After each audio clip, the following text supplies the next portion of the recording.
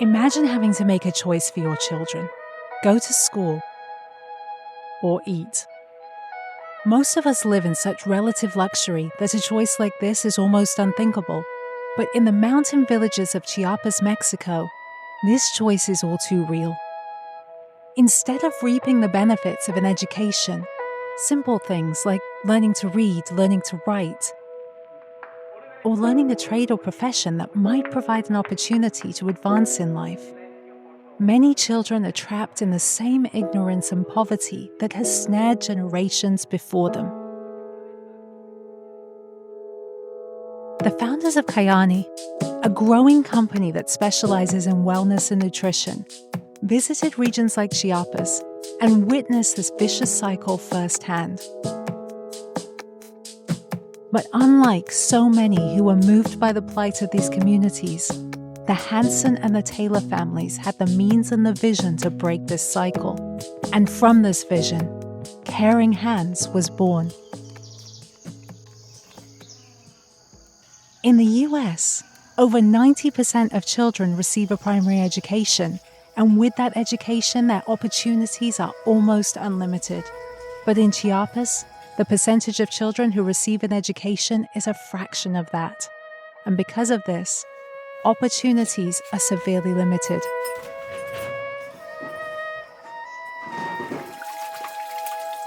To go to school, Jose has to overcome many obstacles, including learning to speak Spanish. Part of an indigenous Mayan community called Pocolum, Jose must walk many miles every day to get to school.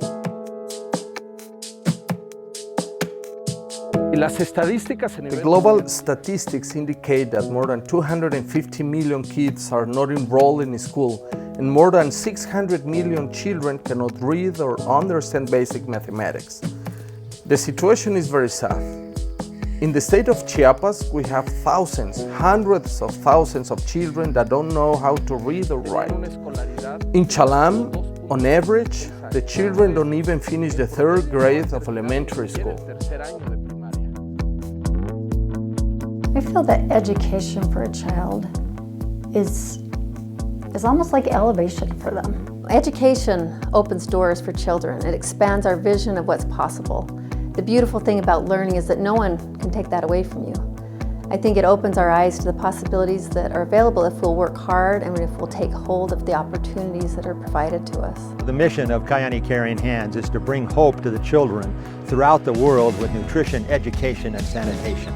In 2007, when I started and it was just getting going, one of the main drivers for the owners was to be able to give back. And then the ideas about caring hands come up and how we could make a difference to people that were not part of Kyäni. When we started, the founders had the same beliefs in the concept that when you're fortunate, there's an obligation that comes along with that to lift others up. The first time I met Carl Taylor and we were getting to know each other, I was getting to know more about Kyäni, and I have a background in nonprofit, and so I was very, very curious about Caring Hands. Carl started talking about the lives that Kyäni, the families of Kyäni, the foundation had changed. I felt it like right in my gut. I knew that this project was amazing and that the work we were doing down there was changing generations of lives, and I fell in love immediately. The parents of these school children worked hard to provide for their families in those impoverished conditions. I got to teach art lessons to the kids.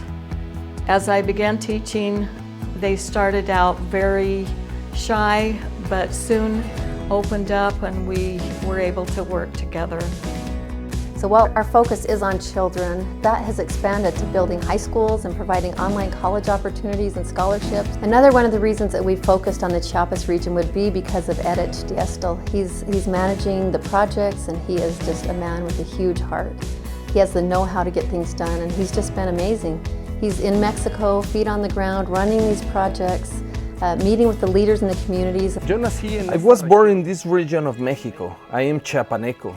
And I have witnessed the necessity of the people since I was a young boy. A lot of poverty and a lot of inequality.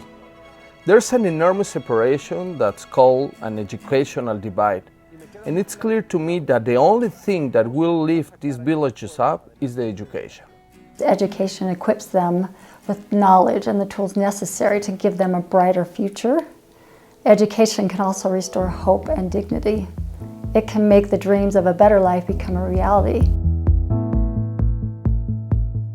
I knew Kirk Hansen for many years, and I knew, the type of person that he was, the principles and values that he lived by. The way Kyäni Caring Hands is today, and Kyäni in general, is largely, at least in part, because of the values and principles that he lived by.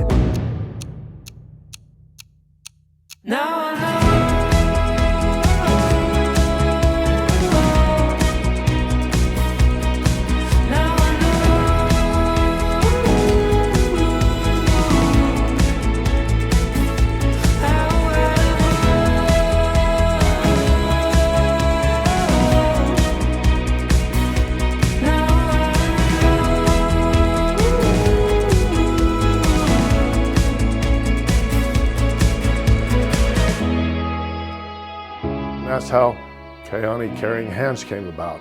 The desire to help others, the desires to change people's lives and truly make a difference in the world.